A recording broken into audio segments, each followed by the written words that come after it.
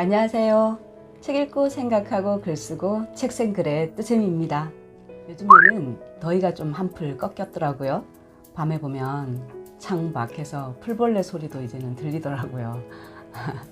더운 여름에 고생 많으셨죠? 책생글을 보시고 많은 분들이 메일을 보내주고 계세요. 그 메일을 보니까 공통적인 부분을 제가 발견할 수 있더라고요. 그거에 관련돼서 영상을 찍으면 많은 분들에게 도움이 되지 않을까 싶어서 제가 오늘 이 영상을 찍습니다. 자격증이 없는데 독서 지도사로 활동할 수 있나요? 라는 것과 독서 지도사가 되려면 어떻게 해야 하나요? 이런 질문이에요. 그 궁금증에 대해서 제가 오늘 알려드리겠습니다. 독서 지도사에 관심이 있으신 분들은 끝까지 봐주세요. 자, 시작해 볼까요? 자격증이 있어야 되냐는 질문에 대해서는요, 이렇게 한번 생각을 해볼까요? 자신이 학부모가 된다고 한번 생각을 해보세요. 자격을 갖춘 선생님한테 보내고 싶어 할까요? 아니면 자격이 없는 선생님한테 보내고 싶어 할까요? 물론 자격이 없어도 능력이 있으신 분들도 있죠. 그런데 자격이라는 것이 어떤 능력을 갖추는 기준이 될 수 있는 거잖아요. 관문인 거잖아요. 모든 자격증이 그래요. 자격증만 딴다고 해서 능숙하게 잘하는 것은 아니지만 그건 기본적인 관문이라는 뜻이지요. 그래서 자격제도도 있는 것이고요. 그러니까 독서 지도사도 자격을 갖추고 수업을 하시는 것이 좋습니다.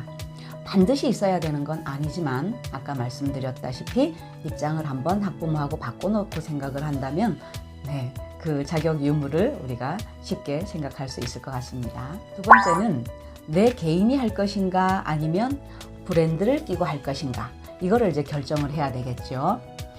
우리 브랜드를 보면 하누리 독서 토론 논술도 있고 솔루니도 있고 주니어 플라톤도 있고 까치글짓기, 그 외에 여러 가지 업체들이 있습니다. 그 브랜드를 끼고 독서 지도사로서 활동을 할 것인가, 이걸 결정을 해야 되겠죠. 그럼 무슨 차이가 있는데 구분을 해야 될까요? 개인은 그야말로 프리로 하는 겁니다. 자신이 교재를 만들고 교습료를 정해서 학부모한테 교습료를 받고 아이들을 가르치는 거죠. 그런데 브랜드를 끼고 하면 브랜드에서 개발하는 그 교재를 이용하여 수업을 하는 것이죠.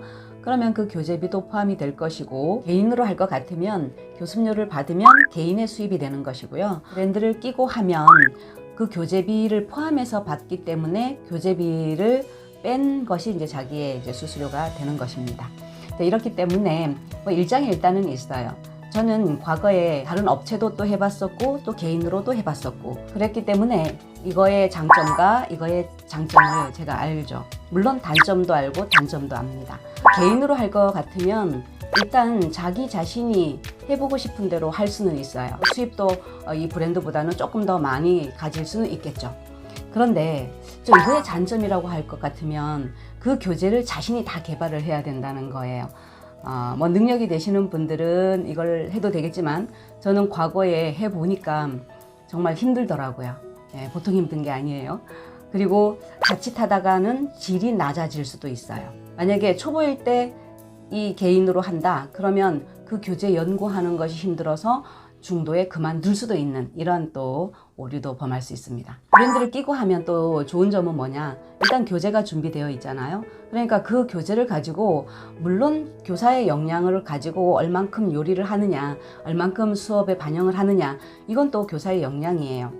그런데 일단 교재가 준비되어 있으니까 이 교재를 활용하는 것이 큰 이점이 될 수 있습니다. 이 교재는 연구진들이 심혈을 기울여서 만든 작품일 수도 있거든요.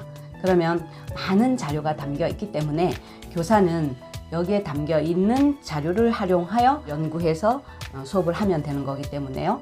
수월합니다. 그러니까 그런 점 때문에 이 브랜드를 많이 끼고 하기도 하고요. 또 학부모들 사이에서는 개인과 브랜드, 이 차이를 크게 생각하실 수도 있어요. 우리 브랜드 좋아하잖아요. 그렇기 때문에 브랜드를 선호하는 경향이 있다는 것이죠. 그런 측면에서 이런 브랜드를 끼고 이제 선생님들이 수업을 많이 하시는 편입니다. 저도 과거에 이 개인으로도 해봤는데요. 개인으로 할 때 교재 연구하는 것이 너무 힘이 들어가지고 결국은 다시 브랜드를 찾게 되더라고요.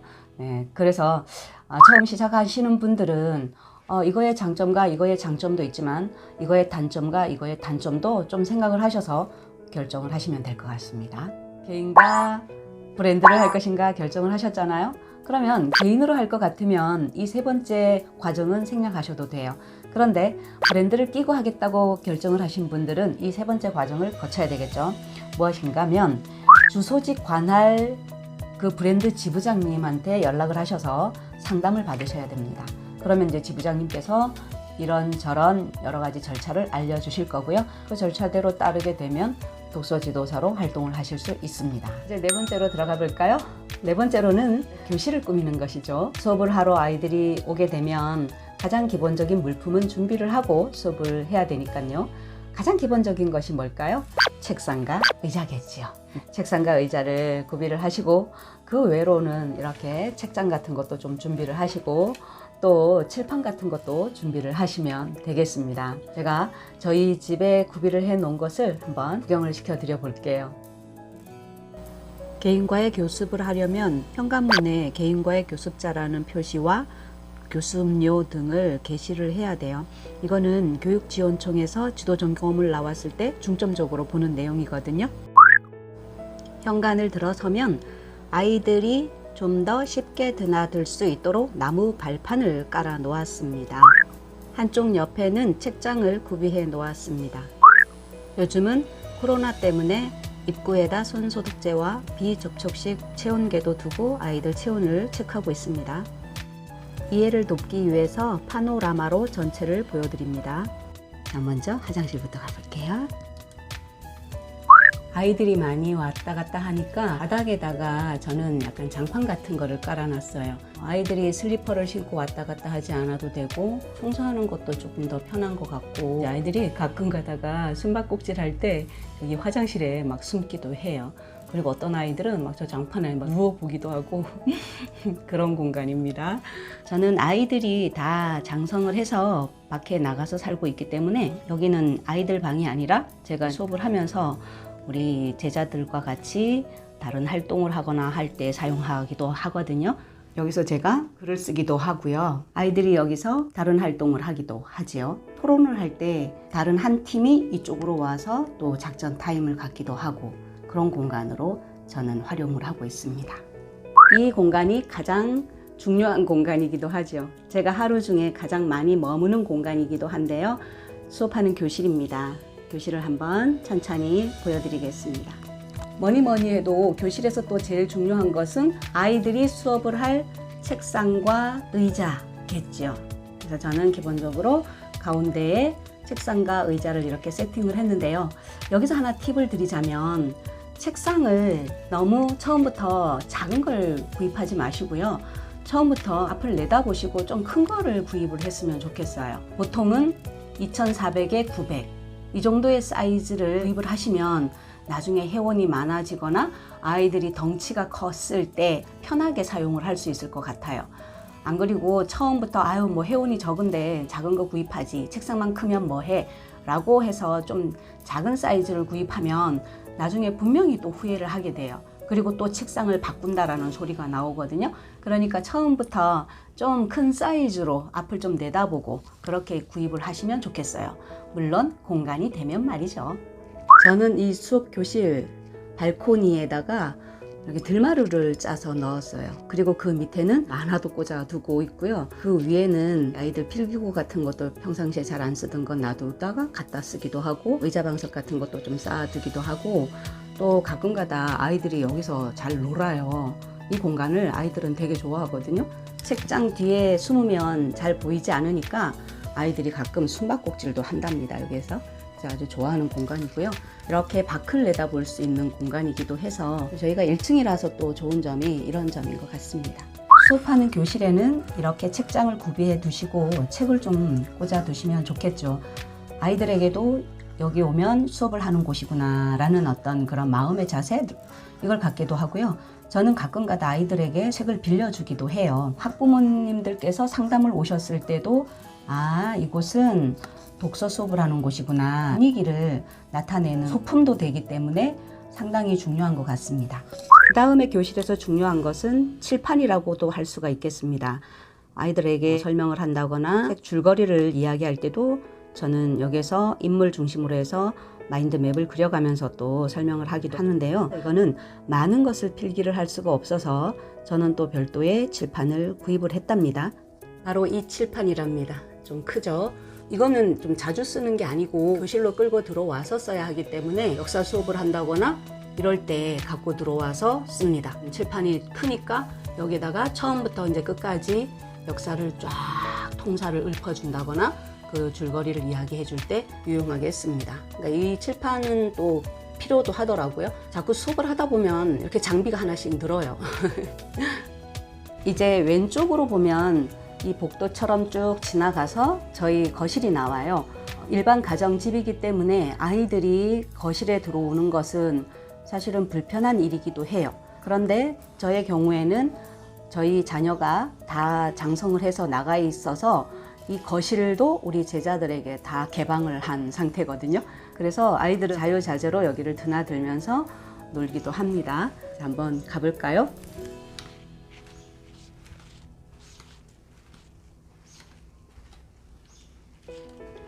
거실에도 저는 이렇게 책장이 하나 더 있습니다. 우리 책생글 촬영하는 테이블이 여기에 있고요. 실내 식물들을 몇 가지 키우고 있습니다. 여기가 바로 아이들이 또 좋아하는 공간이죠. 아이들은요, 수업을 하러 와서도요, 짬짬이 노는 것을 되게 좋아해요. 그러니까 숨통을 트고 싶은가 봐요. 그래서 여기서 오목을 두기도 하고 퍼즐을 맞히기도 하고 또 젠가 놀이도 하면서 보냅니다.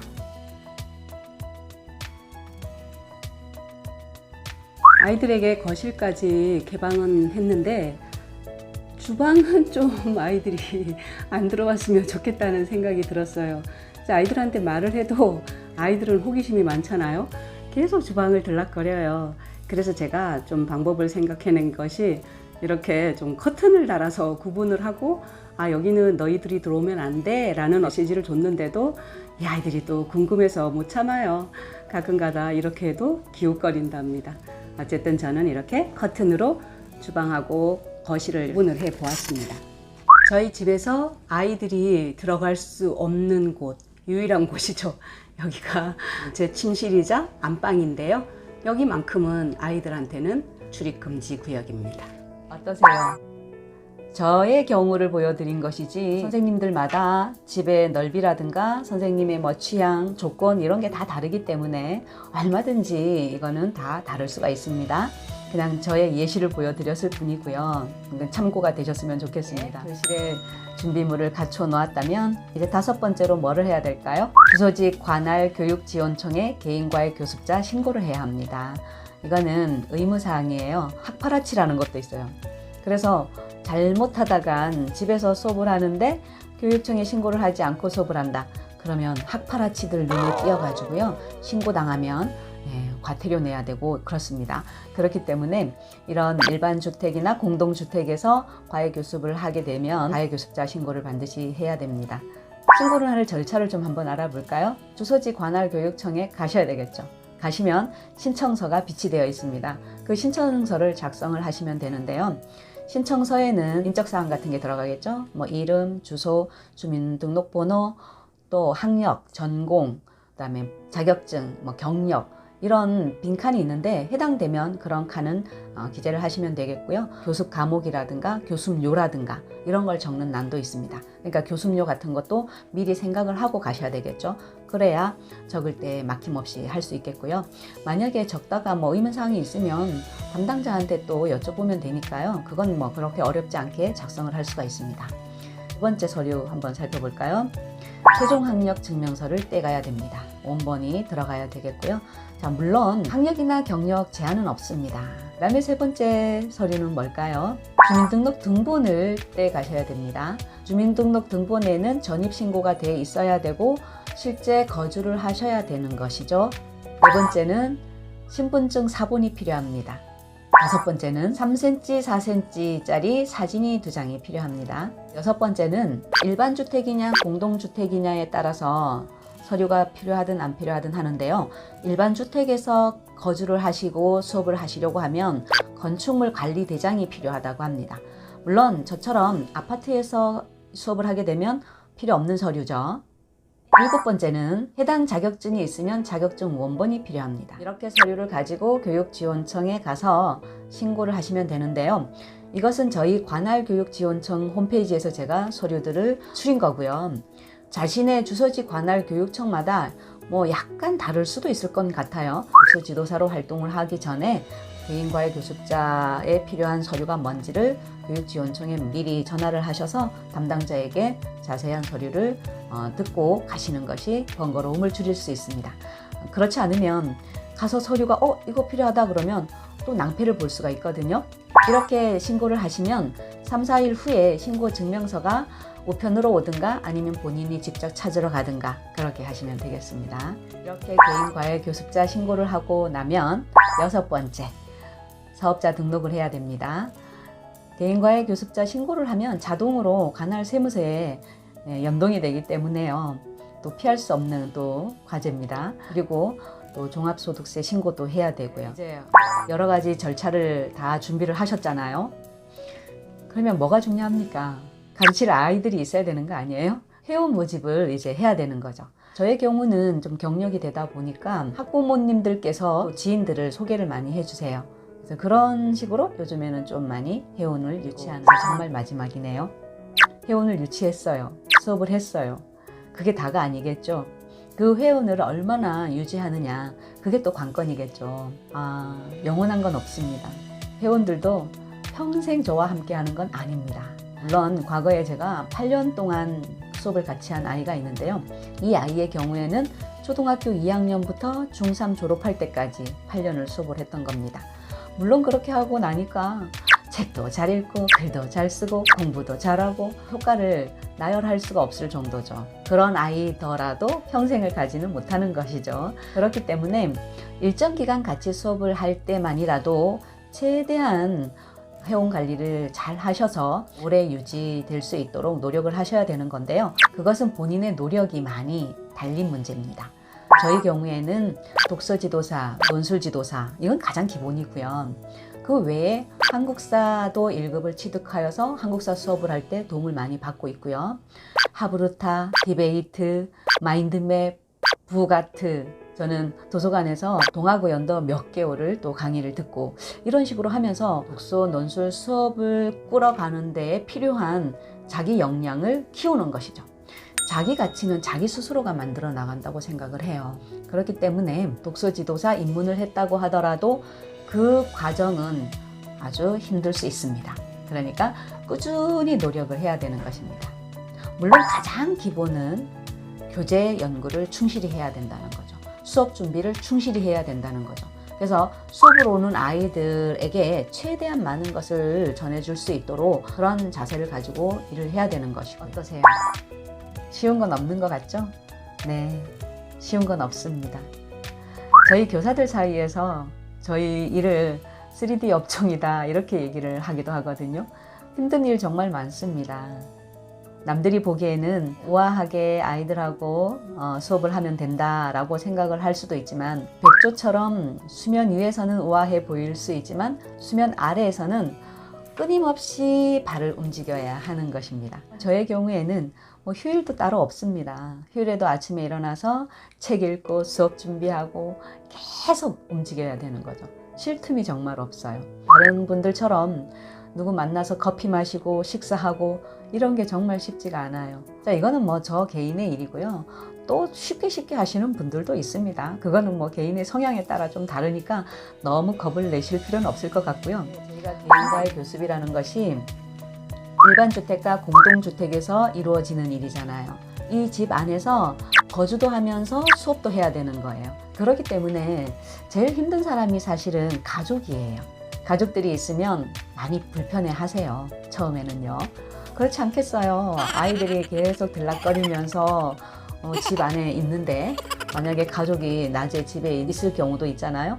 그럴 경우에는 마음대로 좀 돌아다니기도 좀 그렇고 또 밥을 먹고 싶어도 수업을 하고 있는데 막 딸그락거리면서 밥을 먹기도 참 애매한 그런 면도 있습니다. 가족에게 늘 감사한 마음을 가지고 수업을 해야 하는 측면도 있을 것 같고요. 그런데 저의 경우에는 아이들이 다 장성해서 따로 나가 살기 때문에 그런 제약이 좀 적어요. 그래서 저희 집에 수업 오는 아이들은 온 집안을 헤집고 다니면서 숨바꼭질도 하고 그렇습니다.